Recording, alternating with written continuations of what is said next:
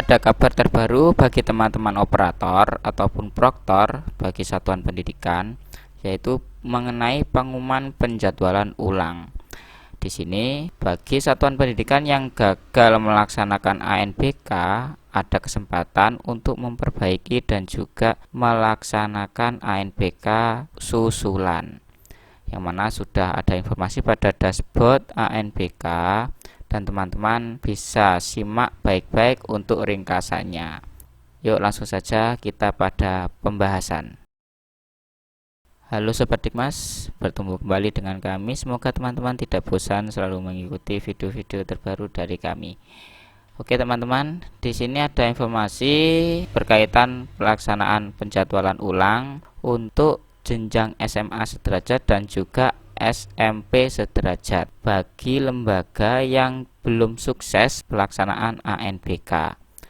Nah, di sini bagi teman-teman bisa dipahami untuk pengumumannya, dan saya juga punya catatan. Jadi di sini akan tergolong singkat untuk videonya dan bisa teman-teman cermati. Oke, untuk yang pertama, pengumumannya adalah satuan pendidikan yang tidak melaksanakan AN seluruh siswa sampling sesuai waktu yang ditentukan, ini akan mengikuti penjadwalan ulang, terutamanya untuk peserta login dan respon tidak sesuai DNT. Apabila ada peserta pada DNT ini adalah 40, tetapi yang mengikuti itu adalah 35, maka yang 5 nanti akan mengikuti penjadwalan ulang. Jadi seperti itu ya teman-teman, tidak semua peserta mengikuti penjadwalan ulang. Kemudian nomor 2, satuan pendidikan yang gagal melaksanakan ANBK pada sesi atau gelombang tertentu karena kendala teknis ataupun non teknis bisa mengikuti penjadwalan ulang, otomatis menyesuaikan peserta yang belum bisa sukses untuk kirim jawaban atau respondennya ya teman-teman. Dan apabila yang gagal hanya literasi saja atau numerasi saja, maka yang mengulang adalah jadwal waktu subtes tersebut. Jadi tidak semuanya diikuti. Kemudian nomor 3, satuan belum memadai tingkat partisipasinya karena ada siswa yang tidak hadir atau kendala masalah teknis jawaban tidak terkirim dengan lengkap. Di sini ringkasannya, peserta tidak menjawab lengkap setiap subtesnya, ini bisa kendalanya seperti itu. Ataupun peserta tidak kirim jawaban hingga klik ke halaman login. Jadi masih belum lengkap untuk jawabannya setiap subtes maupun setiap steknya, tetapi sudah mengeklik yaitu kirim jawaban atau menyelesaikan tes. Sehingga presentase setiap subtes ini akan berkurang, dan apabila dibulatkan untuk 3 step dan setiap stepnya tidak lengkap, ini akan kurang dari 85 sehingga membuat peserta harus mengikuti penjadwalan ulang. Jadi tidak semua juga sesuai peserta yang tercantum pada penjadwalan ulang di sini ya teman-teman. Kemudian nomor 4, satuan pendidikan yang sudah memadai tingkat partisipasinya, namun ada peserta didik yang terkendala teknis saat kirim jawaban, sehingga jawabannya tidak terdeteksi pada server pusat. Ini juga akan mengikuti penjadwalan ulang. Terutama bagi yang moda full online, ini banyak yang mengalami kendala. Jadi nanti bisa dicek pada menu penjadwalan ulang ataupun menu rekap yang pesertanya tidak tercentang ataupun tidak ada tandanya. Itu pasti jawaban belum terkirim. Yang sudah saya berikan informasinya pada video sebelumnya, yaitu pada video yang ini ya teman-teman, bisa disimak karena di sini lebih jelas untuk detailnya. Kemudian untuk semuanya ini hanya bisa dilakukan saat jadwalnya teman-teman. Nanti jadwalnya kita bahas karena di sini sudah ada jadwalnya untuk tanggal-tanggal kapan tanggal pelaksanaan.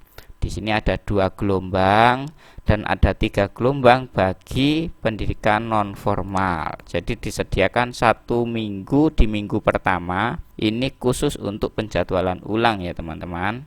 Oke, kita lanjut untuk langkah-langkah apa yang harus dilakukan oleh proktor. Di sini pusat jadi hanya memfasilitasi perubahan moda pelaksanaan teman-teman. Jadi apabila ada sekolah yang sebelumnya statusnya menumpang ingin mandiri tidak bisa karena sudah dikunci dan hanya dibuka untuk moda pelaksanaannya saja. Kemudian untuk pengaturan gelombang dan sesi ini pastinya bisa mengikuti sesuai pengaturan sebelumnya ataupun bisa diatur apabila ada tombol simpan nanti pada asesmen nasional, yaitu pada pengaturan sesi. Nanti apabila ada tombol simpan maka bisa diatur ulang apabila ingin mengaturnya, tetapi apabila tidak juga tidak masalah. Kemudian untuk poin 3, bagi satuan pendidikan atau proktor khususnya yang belum mengupload berita acara, ini masih bisa dan juga segera diupload untuk tagihannya.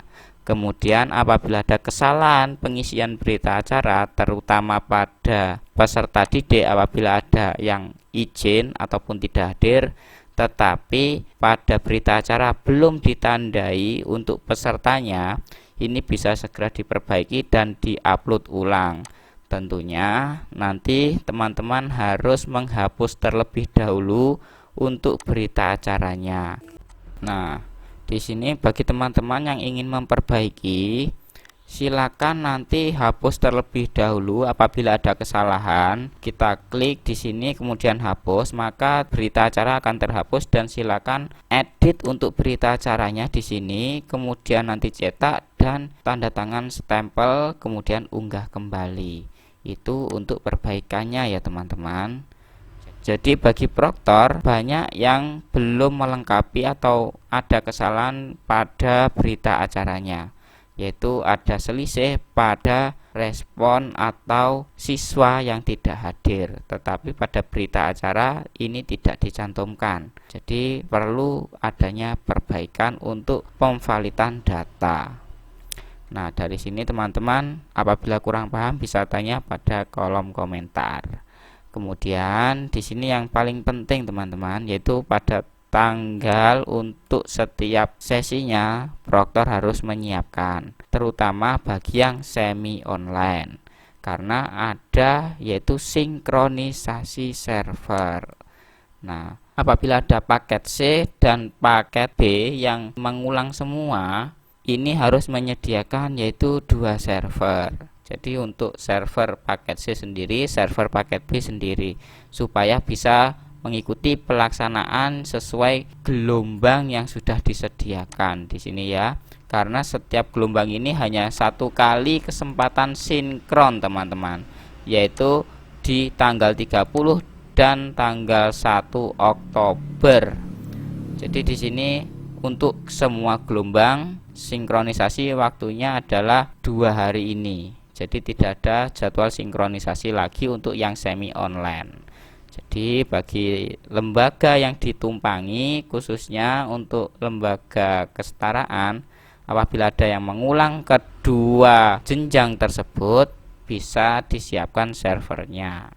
Kemudian di sini pelaksanaan penjadwalan ulang paket C dan paket B adalah gelombang pertama hari Senin untuk subtes literasi dan survei karakter, dan hari Selasa tanggal 3 Oktober ini adalah subtes numerasi dan juga survei lingkungan belajar. Jadi bagi teman-teman yang mendapat jadwal penjadwalan ulang hanya literasi saja dan juga survei karakter, pasti hanya bisa melaksanakan di hari Senin atau nanti di hari Rabu.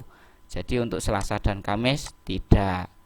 Begitupun apabila yang mengulang adalah subtes numerasi dan juga survei lingkungan belajar, teman-teman pelaksanaannya yaitu di hari Selasa dan juga hari Kamis. Dan khusus bagi lembaga kesetaraan bisa diikuti untuk jadwal khususnya untuk literasi hari Sabtu dan juga numerasi dan juga survei lingkungan belajarnya hari Minggu. Ini adalah jadwalnya, jadi harus menyesuaikan, tidak boleh tidak sesuai jadwal ya teman-teman, karena akan berbeda subtes atau beda soal. Seperti itu ya teman-teman. Harap bisa dicermati masalah jadwal ini, menyesuaikan apa saja yang harus mengulang. Nanti bisa dicek pada penjadwalan ulang, rekap sekolah. Kemudian teman-teman bisa pilih instansinya di sini. Pilih dinas ataupun Kemenak. Apabila naungan Kemenak, di sini pilih dinas. Kemudian filter apa saja nanti yang muncul. Apabila kendala teknis muncul, otomatis itu nanti bisa diikuti untuk jumlah responnya ataupun pesertanya, dan juga nanti bisa disesuaikan untuk perangkatnya. Apabila yang belum melaksanakan, otomatis semuanya, baik literasi maupun numerasinya. Apabila teman-teman hanya partisipannya kurang dari 85%, ini juga menyesuaikan apa yang kurang, bisa literasi, bisa numerasinya. Seperti itu ya teman-teman. Jadi harap bisa dicek satu-satu. Apabila dari ketiga ini semuanya muncul, otomatis semuanya akan mengikuti. Tetapi apabila ada salah satu saja yang muncul, bisa dicermati untuk partisipan ini otomatis tidak semua, karena yang kurang-kurang saja yang mengikuti, dan juga kendala teknisnya. Apabila belum melaksanakan, otomatis semuanya ya teman-teman.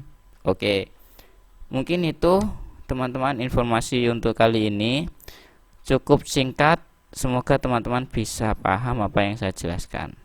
Terima kasih sudah menyimak video hingga akhir, dan jangan lupa seperti biasa, terakhir kali saya ucapkan salam satu data, salam operator hebat, dan salam sehat untuk kita semua.